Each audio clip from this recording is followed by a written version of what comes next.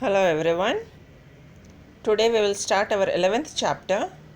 This is in two parts. We are starting with A part. National Movement, the early phase, 1885 to 1918. Today we will discuss about early associations, the Indian National Congress, and the moderate phase, 1885 to 1905. We will start with early associations. The revolt of 1857, in which the soldiers, ordinary peasants, artisans, and landlords, and even princes joined the struggle against the British rule. While the movement was opposed to the British, it did not have any new vision of the country. It, in fact, wanted to restore the rule of the old kings and queens in India and also old social order.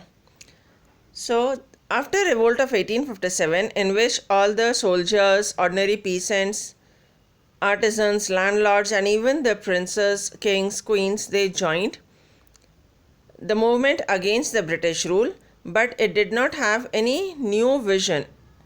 They all wanted to restore the rule of the old kings and queens in India. And in the revolt of 1857, if you remember, they made Bahadur Shah Zafar, who was the last Mughal emperor, as their head. So they were trying to restore the old rule of the kings and queens. After English education was introduced during the late 19th century, in some major cities like Calcutta, Madras, and Bombay, a new consciousness began to develop. The seed of new consciousness were sown in the second half of 19th century. The educated Indians, after understanding the nature of the British rule and its impact on India, became more and more critical of British policies in India. They began to come together and discuss these issues and also formed associations for this. In 1866, Dadabhai Naroji organized the East India Association in London to discuss the Indian questions. Now, English education was introduced in India in late 19th century, and it was introduced only in major cities like Calcutta, Madras, Bombay. Now, this seeds of the new consciousness or new thinking style was sown in the second half of the 19th century. Educated Indians, they understood the policies of the Britishers and they started to discuss on these issues, that is the policies of the Britishers.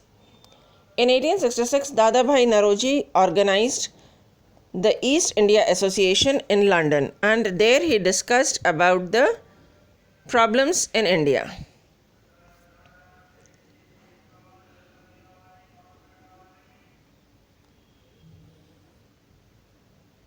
During 1866 to 1885, various leaders like Surendranath Banerjee, Justice M.J. Ranade, Badruddin Tayyabji, K.C. Telang, and G. Subramaniam organized associations in Calcutta, Pune, Bombay, and Madras to discuss the problems faced by Indians in those provinces. So between 1866 to 1885, various leaders, they have organized certain associations in their own area or in the cities like Calcutta, Pune, Bombay, and Madras, and they discussed the problems of those areas. These associations had nationalistic zeal and tried to unite the intellectuals. Though many of these associations functioned in specific parts of the country, their goal were stated as the goal of all the people of India, not those of any one region, community, or class. Though these organizations were working in a specific area only, but their goal was for the entire country. They were thinking for the people living in the entire country or in entire India. It was not for any one region, community, or class. They worked with the idea that the people should be sovereign, a modern consciousness, and a key feature of nationalism. In other words, they believed that the Indian people should be empowered to take decisions regarding their affairs. Many of these intellectuals also led campaigns against some British policies like taxes on textiles, racial discrimination against Indians, repressive laws against Indian newspapers, etc. They realized the importance of discussing the policies of the government and organizing campaigns to change them. Now, when the Indian associations they were working, they wanted to work on the modern consciousness, which was sovereign, which is the feature of nationalism. Many intellectuals they led campaigns against the British policies like taxes on textile, racial discrimination, and laws which were made against Indian newspapers. And they started discussing on these policies and organized campaigns to change them. The Indian National Congress, the moderate phase, 1885 to 1905. All these provincial nationalistic intellectuals came together for the first session of Indian National Congress, which is also known as INC, at Bombay in December 1885. The session was presided over by W.C. Banerjee and attended by 72 delegates from different parts of India. The early leaders, Dadabhai Naroji, Feroz Shah Mehta, Badruddin Tayyabji, W.C. Banerjee, Surendranath Banerjee, Ramesh Chandra Datta, and G. Subramaniam Iyer, among others, were largely from Bombay, Madras, and Calcutta. So, Indian National Congress, it was first time it had a meeting or a session in 1885 in Bombay, and it was presided by W.C. Banerjee, in which 72 delegates, means 72 people, they participated.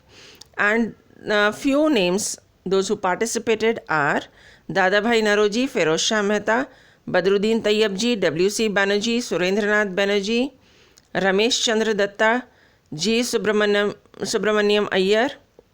These were the people who participated in that meeting or in that session, and mostly these people were from Bombay, which is presently known as Mumbai, Madras, presently known as Chennai, and Calcutta, presently known as Kolkata. A.O. Hume, a retired British official, also played an important role in establishing the Congress. The leaders of the Congress realized that the foremost task from them was to build a nationalist consciousness among the diverse people of India and unite them.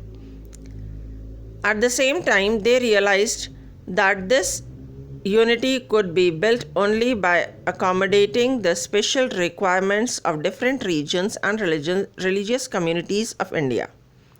They therefore decided to hold the Congress session in different parts of the country every year and not to pass any resolution which was objected to by any one religious group. So A.O. Hume was the person who was a retired British official. He played an important role in establishing Congress, and the leaders of Congress, they realized that their first or foremost or important task is to unite all the people of India, and everybody should have nationalistic feelings. And if any person in their meetings which they were organizing in different parts of the country, if any group or any community was against the resolution, they have not passed the resolution. The second major objective of the early Congress was to create a common political platform or program around which political workers in different parts of the country could gather and conduct their political activities, educating and mobilizing people on an all-India basis. This was to be accomplished by taking up those grievances and fighting for those rights which Indians had in common in relation to the rulers. They studied the grievances of the people and wrote appeals to the government and also used them to educate the people about their political rights. So second objective was to create common platform or a common program under which all the political workers in different parts of the country will work, and they have also planned about political activities, education and mobilizing people on all India basis. The third major objective was to promote democratic ideas and functioning in India. The Indian National Congress functioned democratically, discussing all the issues and trying to create consciousness and sometimes use voting also. So the third major objective was to promote democracy or democratic ideas and democratic functions in India.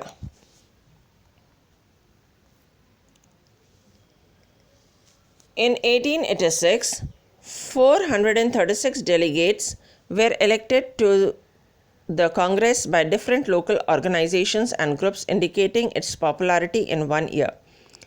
So it was formed in 1885, whereas in 1886, within 1 year span, 436 delegates means people or important people, they were elected in India in Indian National Congress. Hereafter, the National Congress met every year in December in different parts of the country. The number of delegates soon increased to thousands. Its delegates were mostly lawyers, journalists, traders, industrialists, teachers, and landlords. There were very few women who participated in Congress, like Kadambari Ganguly, who was the first woman graduate from Calcutta. Mostly men from higher social background attended these sessions. So if you remember, the first meeting was held in Bombay with 76 delegates, and second meeting was held in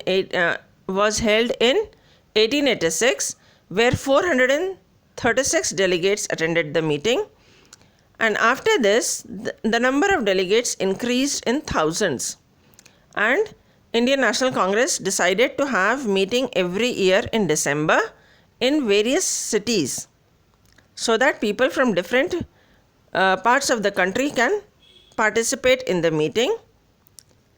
And mostly the delegates were from either industrialists or teachers or lawyers or journalists, or few of them were landlords. And very few women were also member of INC, that is Indian National Congress. The most important lady is Kadambari Ganguly, and she was the first graduate from the city of Calcutta. During the first 20 years, the Congress was led by the leaders who are known as moderate nationalists.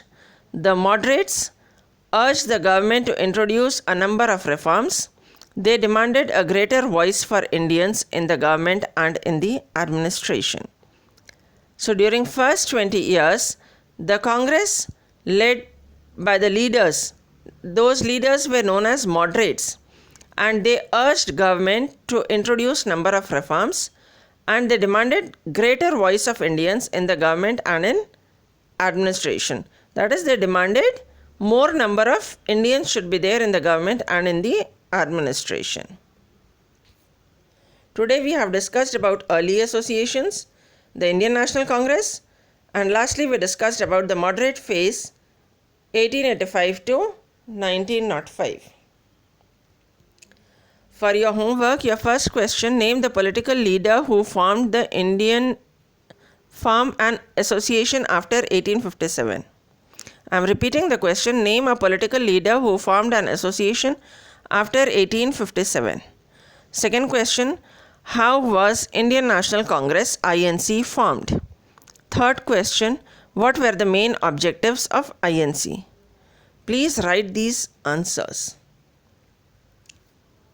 Thank you.